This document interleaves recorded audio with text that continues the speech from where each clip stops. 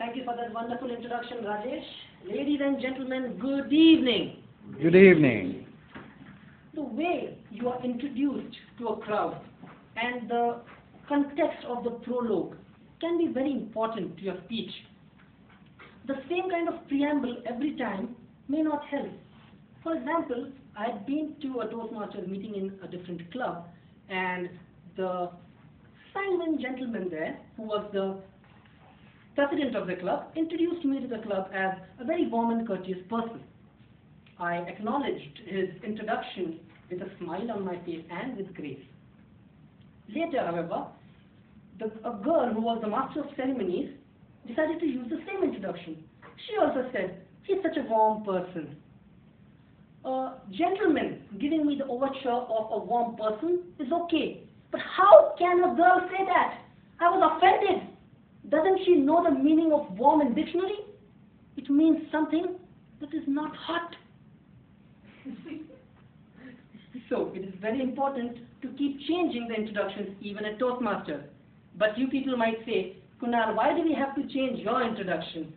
Don't you like being called the boy next door and the most eligible bachelor and all that stuff?" Well, everything comes with its pros and cons. When you go to a social gathering with this kind of a badge, people scrutinize you as if you were an exhibit in the museum. And whatever you might want to speak about is never spoken, because everybody wants to ask you the same question. "Sir, when are you getting married, young man?" If it's a regular gathering, okay, but if it's a family function, or more so ever, a marriage of your own cousin or best friend, then it can get further awesome. All the uncles and aunties will gather in a circle around you, and they will tell you the same thing. "Kunal, your friend has completed his journey as a bachelor. Next is your turn, next is your turn, next is your turn." Listening to this once in a while is okay, but every party 5 times? No. I was getting infuriated. I wanted to stop it. I decided to use my Toastmaster skills. Once we were at a funeral of a known person, and I met one of these uncles. I went and consoled him.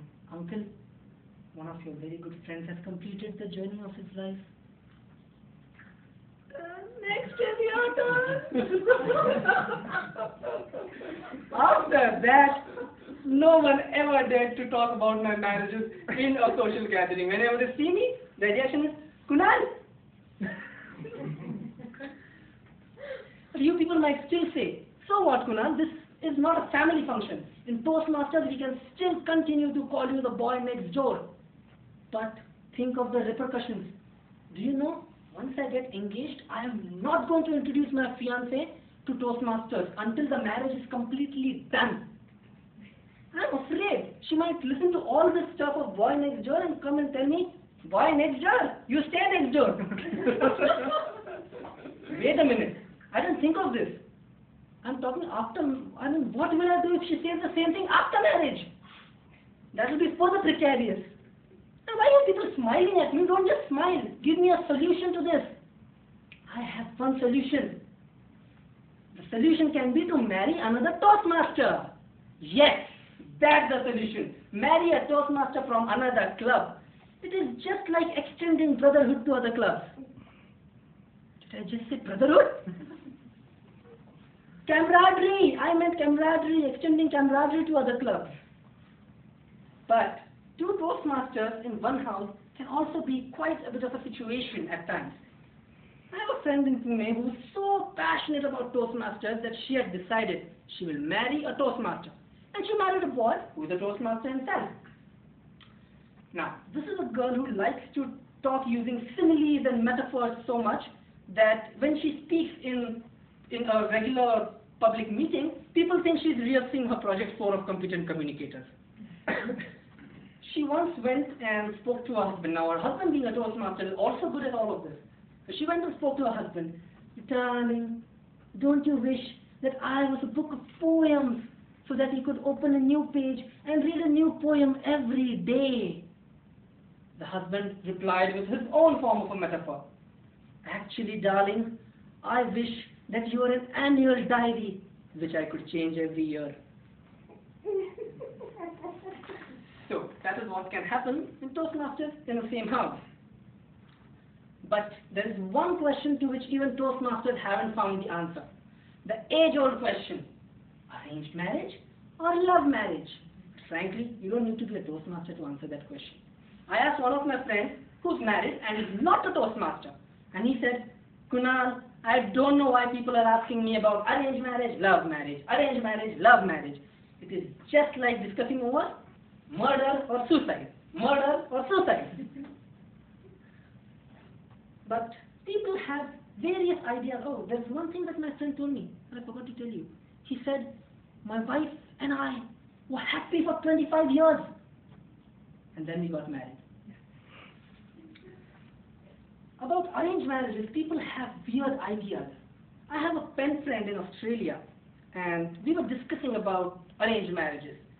When he came to know that I am a supporter of arranged marriages, he was appalled. How can you do such a thing? I said, ask your dad about it. So he went and consulted his father. He said, Dad, I have heard that in India, a man does not know anything about his wife until he gets married. Is it true? His father responded, India? It happens everywhere, son. Everywhere. So, am I saying that I am a misogynist? No, certainly not. I am not one. I would rather like to quote what Socrates had said. Socrates said, by all means, get married. If you get a good spouse, you will be happy.